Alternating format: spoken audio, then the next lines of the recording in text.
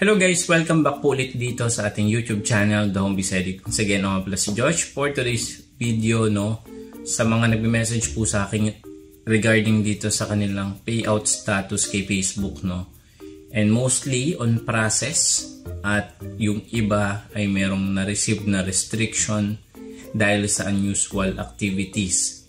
And dahil po sa unusual activities na yan, kailangan po nilang mag-verify ng kanilang identification para ma-restore or ma-lift yung kanilang restriction para makareceive ng payout.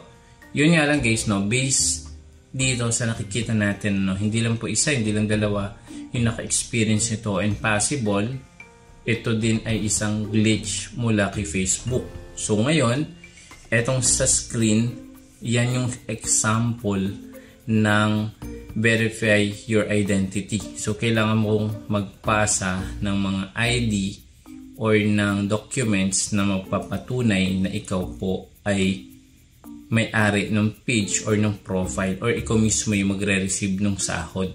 So kailangan talaga natin itong i-verify. Now, once na-clinic po natin yung verify, ayan, meron po itong mag-a-appear na ganito.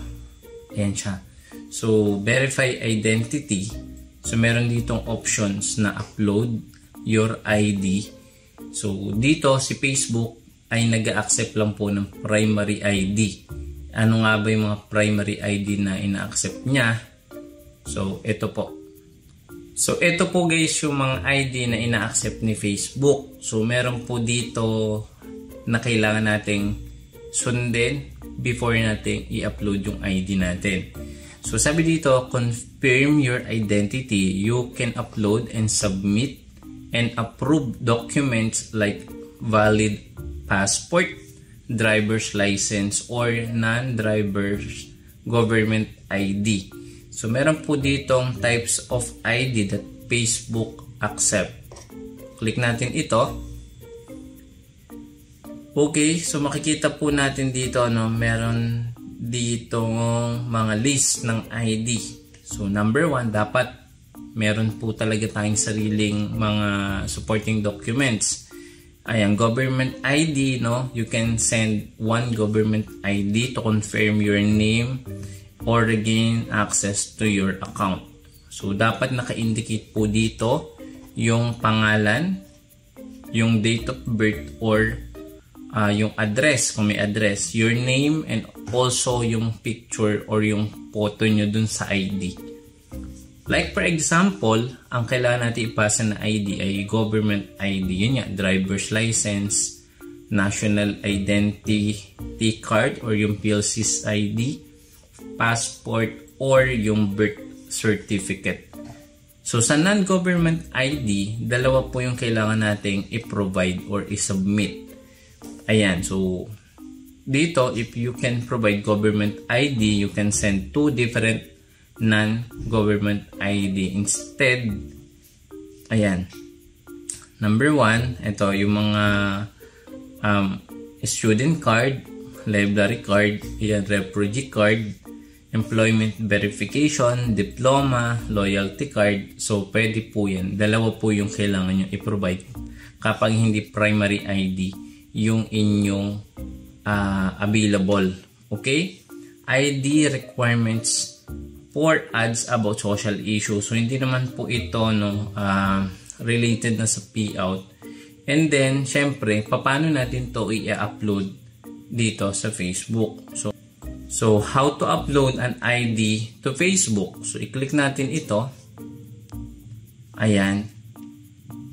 So kailangan natin na maayos na camera. With a camera or mobile device, take a close-up photo of your ID and in a well-lit room. Dapat maliwanag, walang shadow or hindi blurry yung pagka-picture natin sa ID. Save the photo to your mobile device or computer. So sa may mga devices or mobile na sobrang linaw talaga ng pagka-capture, minsan talaga hindi na-accept ni Facebook dahil sobrang taas ng resolution na ginamit.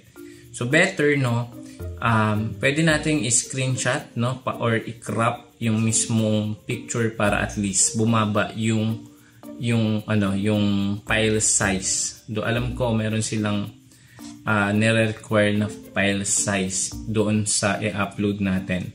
So yung iba baka hindi nyo masubmit kasi sobrang taas or sobrang mataas yung file, 'di ba? So kailangan yung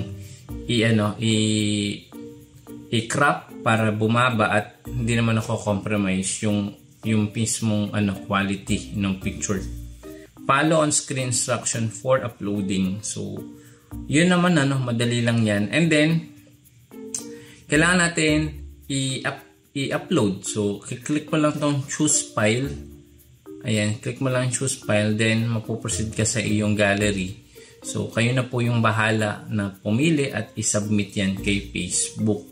So kapag na-submit nyo na, yung inyong notification na verify identity is mare-remove na, pero kung andyan pa din hanggang ngayon at hindi pa rin nare-remove, so possible yan, talagang kailangan natin i-follow up sa customer support or kailangan talaga natin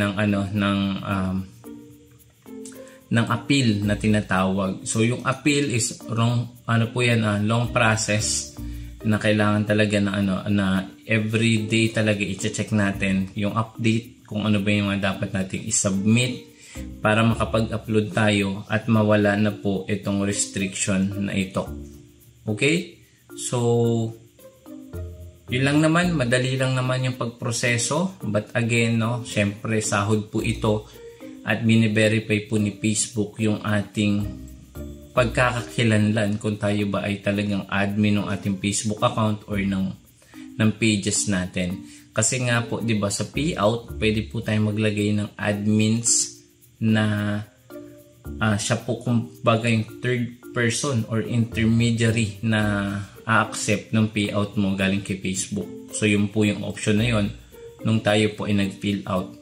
So, yun po yung isa ding way, Kaya maging maingat po kayo sa inyong Facebook account dahil kapag po nahack po ang inyong Facebook account, maaari pong palitan po ng mga hacker ang inyong admin account. Papalitan lang po ng PayPal yan para po sila ang makakuha ng sahod nyo kay Facebook.